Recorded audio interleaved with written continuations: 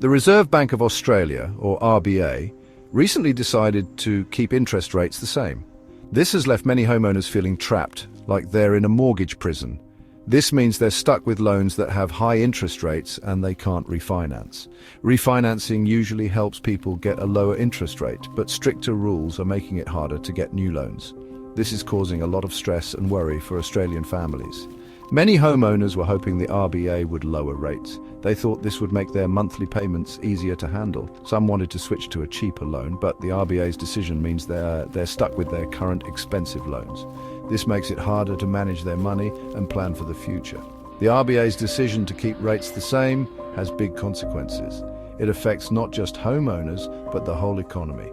If borrowers don't get some relief, people might spend less. This could slow down the economy. This situation shows the tough choices policymakers face. They have to balance controlling rising prices with helping the economy grow.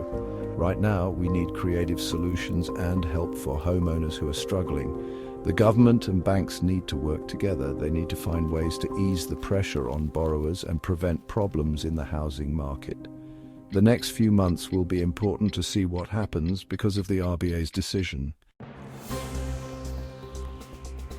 One of the main reasons people are stuck in mortgage prison is something called the serviceability buffer.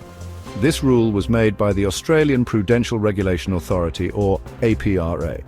It makes banks check if borrowers can still afford their payments if interest rates go up.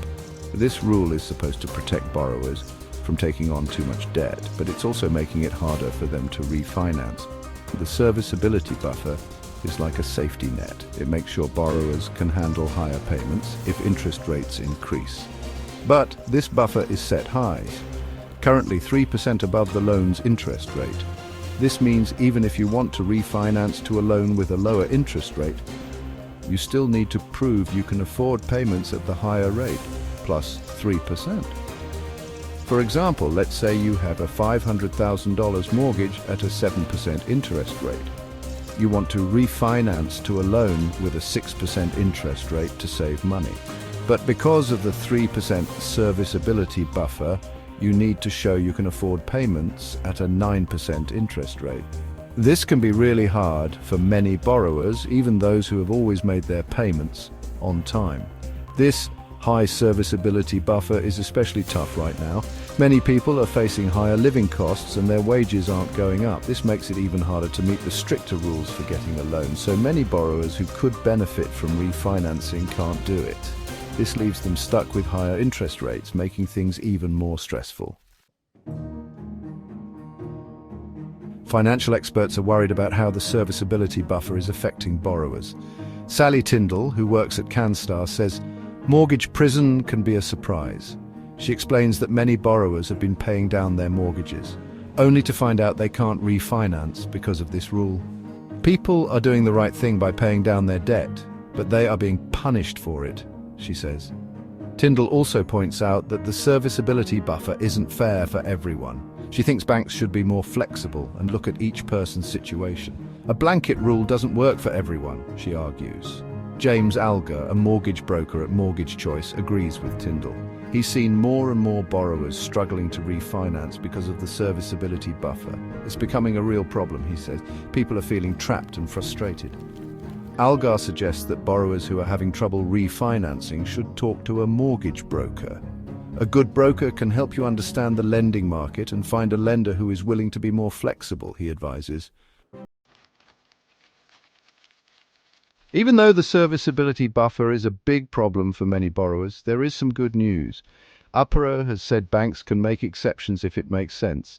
This means banks don't always have to use the full 3% buffer. They can approve refinancing applications with a smaller buffer if they think it's okay. This is important for borrowers who are struggling to refinance. It gives them a chance to escape mortgage prison and get a home loan they can afford. However, banks don't like to take risks. They are more likely to make exceptions for borrowers with good credit, a steady job, and not too much debt. The key is to show the bank that you're a safe bet. This means showing a good credit history, a stable income, and a manageable amount of debt. If you can do this, you have a better chance of getting a lower serviceability buffer. This could be the difference between staying trapped and getting a better deal. It's important to know that asking for an exception to the serviceability buffer can be complicated and take time. You need to be prepared and understand the lender's rules.